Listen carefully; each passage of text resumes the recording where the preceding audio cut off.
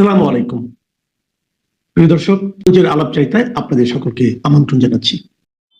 The actions of Professor Yunus' government have once again proven an old truth. It has proven that the hero of the epic is not dead. It has proven that one does not have to send flowers to honor the hero of the epic. The rash decision of the Yunus government and the online hatred of Bangabandhu have made the August 15th program called by the Awami League a success.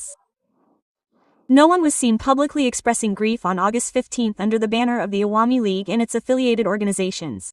Although there is no legal obstacle to mourning, the interim government has been left out.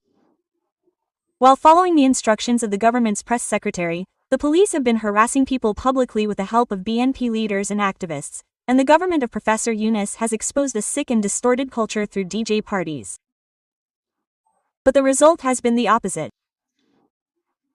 In this era of social media, Bangabandhu has been soaked in people's respect more strongly and purely than before. It has been proven once again that Bangabandhu is a Bengali national and an inevitable force in Bangladesh. Let's go to the analysis to know the details.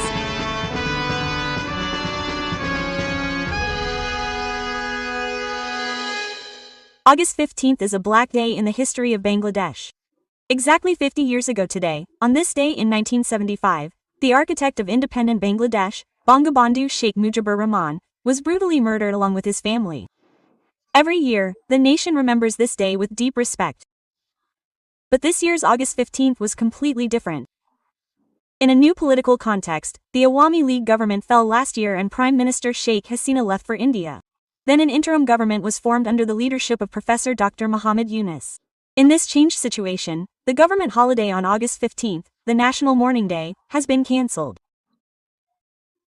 Even on May 12th, the interim government announced a ban on the activities of the Awami League and all its affiliates and sister organizations through a notification. Chhatra League was banned earlier.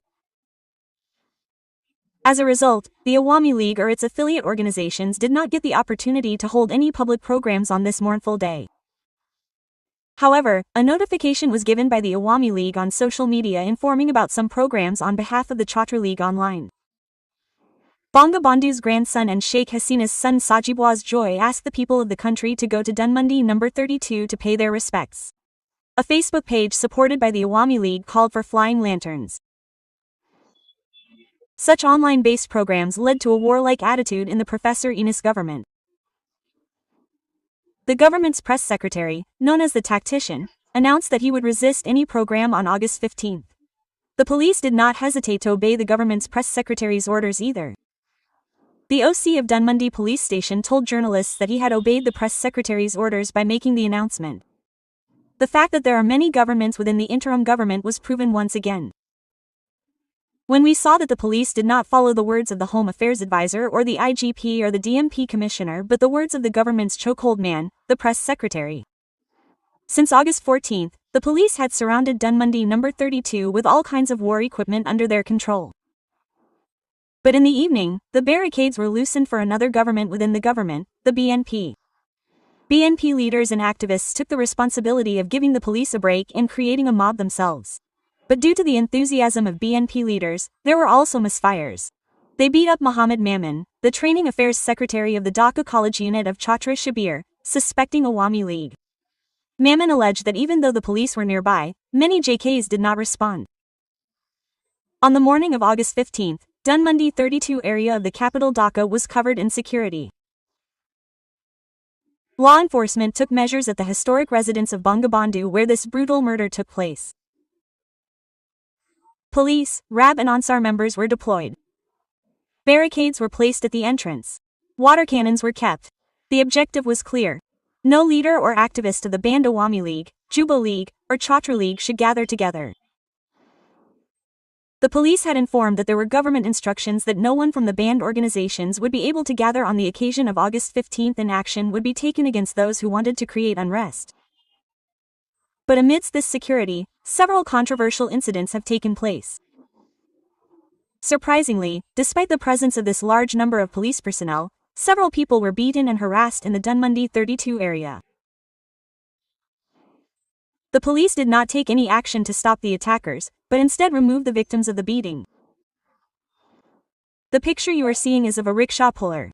His name is Azizur Rahman. He was attacked while paying his respects with flowers at Dunmundi 32. He had bought flowers for 400 taka. But after reaching there, a group of people shouting Awami League attacked him.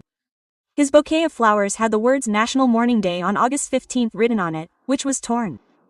The police rescued him and 2 others. Several other people, including a couple with 3 children and a woman, were harassed, slapped and physically attacked while paying their respects. These incidents of mob violence took place in front of the police. Not only that, on the day 16 members of a family were killed, DJ parties or songs were played on loudspeakers in front of the house where these killings took place. Like Dunmundi number 32, the picture of August 15 was different in Tungapara, the birthplace of Bangabandhu, Gopalganj. Usually, on this day, the National Mourning Day was celebrated with various events including paying tributes at Bangabandhu's tomb. But this year there were no party events at the tomb. A calm atmosphere prevailed everywhere in Tungapara like any other normal day. Law enforcement agencies were alert there too. Gopalganj Additional Superintendent of Police Sarlar Hossain said that special security arrangements have been strengthened in Gopalganj on the occasion of August 15. In addition to the APBN Army, RAB, uniformed and plainclothes law enforcement agencies were engaged in security work. The police did not allow anyone to enter Bangabandhu's tomb due to the police guard. The question is, has the government been successful in this warlike attitude? Even though the government has been able to stop the field programs, it has not been possible to suppress people's respect for Bangabandhu and the discussion about his legacy in this era of social media. On the contrary, due to the ban, this respect has been expressed more strongly and purely. A notable example of this is actor Arash Khan's Facebook post. On the occasion of August 15, he posted a post with a picture of Bangabandhu, which quickly went viral. Top Dhaka film star Shakib Khan posted a picture of Bangabandhu on his Facebook page and wrote, "Humble tribute on a day of mourning." Actress Nazifa Tushi shared a picture of the historic Shirighar number 32, Dunmundi and wrote, "Humble tribute." Ajmari Haq Badan reshared a tribute post last year and wrote, "Humble tribute." Actor Irfan Sajjad wrote in the post, "I do not belong to any party. 71 Sheikh Mujibur Rahman never lies, no respect." Quote. Posting a picture of Sheikh Mujibur Rahman, Zar Albi wrote, "Whether one likes it or not, today is a day of mourning.